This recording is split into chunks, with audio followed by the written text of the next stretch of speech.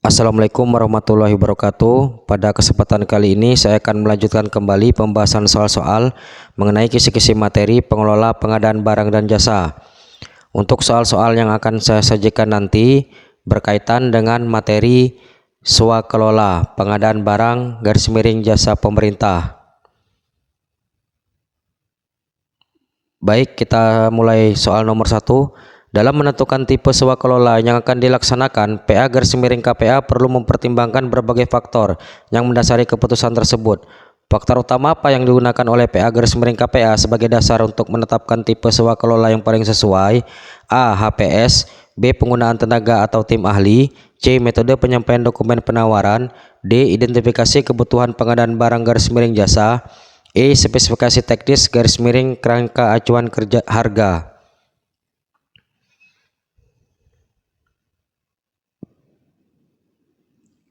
Jawaban yang tepat adalah D. Pembahasan.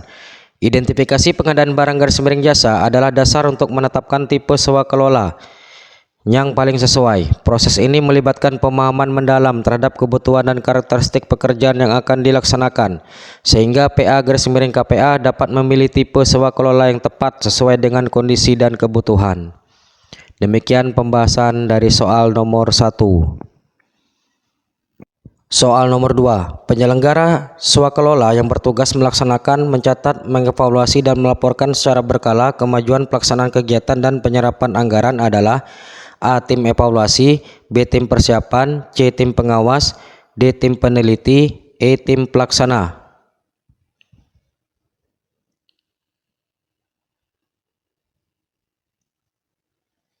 Jawaban yang tepat adalah E. Tim pelaksana. Pembahasan. Berdasarkan Peraturan Presiden Nomor 12 Tahun 2021, Pasal 16 Ayat 3, tim pelaksana memiliki tugas melaksanakan, mencatat, mengevaluasi, dan melaporkan secara berkala kemajuan pelaksanaan kegiatan dan penyerapan anggaran. Demikian pembahasan dari soal nomor 2.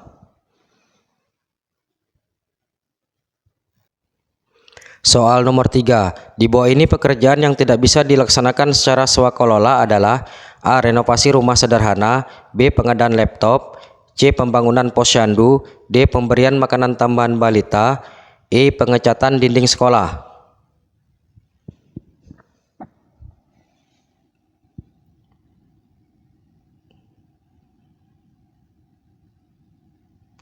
Jawaban yang tepat adalah B. Pembahasan.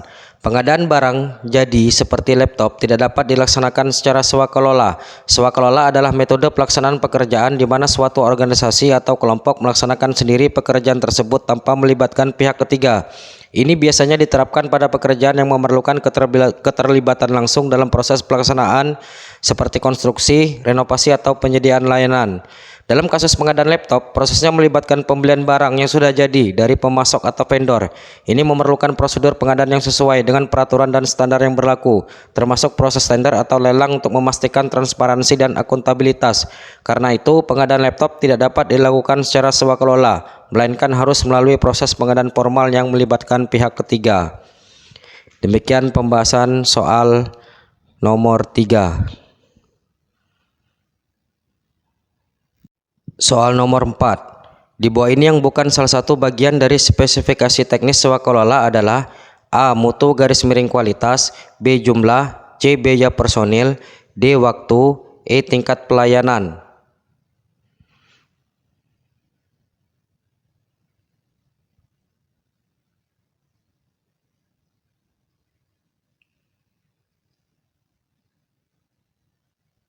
Jawaban yang tepat adalah C.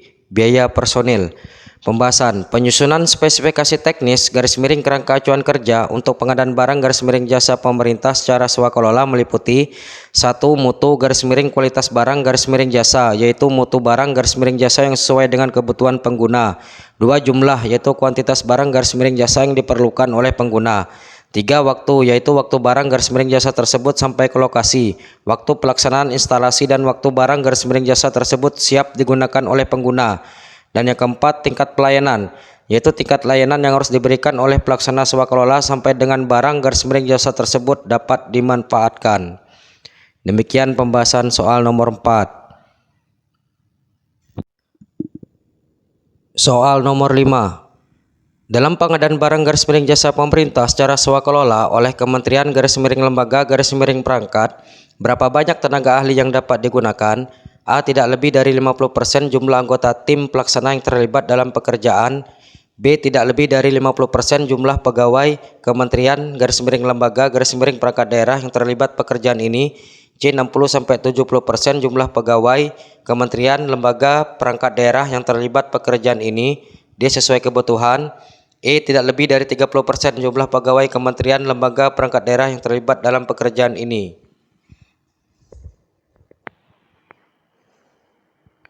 Jawaban yang tepat adalah A. Pembahasan. Pengadaan barang garis miring jasa pemerintah secara swakelola oleh Kementerian garis miring lembaga garis miring perangkat daerah memiliki aturan bahwa tenaga ahli yang dapat digunakan tidak boleh melebihi 50% dari jumlah anggota tim pelaksana yang terlibat dalam pekerjaan tersebut.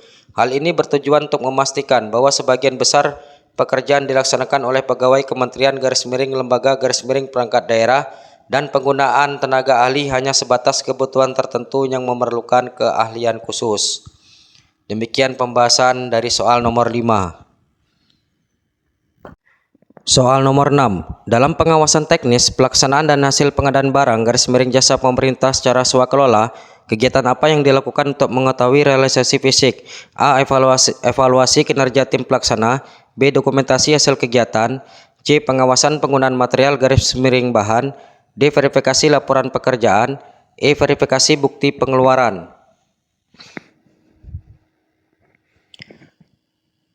Jawabannya adalah C. Pembahasan. Pengawasan teknis, pelaksanaan dan hasil pengadaan barang garis miring jasa pemerintah secara swakelola melibatkan pengawasan penggunaan tenaga kerja, sarana prasarana, garis miring peralatan, dan material garis miring bahan untuk memastikan realisasi fisik sesuai dengan yang direncanakan. Ini mencakup pengawasan terhadap semua aspek yang terlibat dalam proses pelaksanaan pengadaan untuk menjamin bahwa pekerjaan dilakukan sesuai dengan spesifikasi yang ditetapkan. Demikian pembahasan dari soal nomor 6. Soal nomor 7. Kapan serah terima hasil pekerjaan dari tim pelaksana kepada PPK dapat dilakukan? A. Setelah pembayaran 100%. B. Setelah laporan kemajuan disetujui oleh PA garis miring KPA. C. Setelah kontrak berakhir. D. Setelah tim pengawas melakukan pemeriksaan hasil pekerjaan. E. Setelah pengajuan administrasi selesai.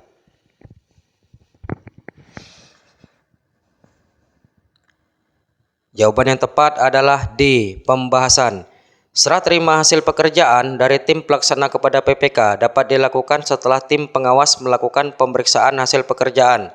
Pemeriksaan ini bertujuan untuk memastikan bahwa hasil pekerjaan telah sesuai dengan spesifikasi dan ketentuan yang telah ditetapkan dalam kontrak sebelum dilakukan serah terima. Demikian pembahasan dari soal nomor 7. Soal nomor 8.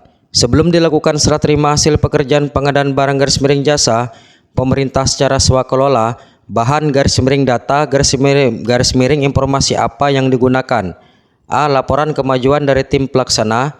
B. Permintaan PPK. C. Kontrak swakelola.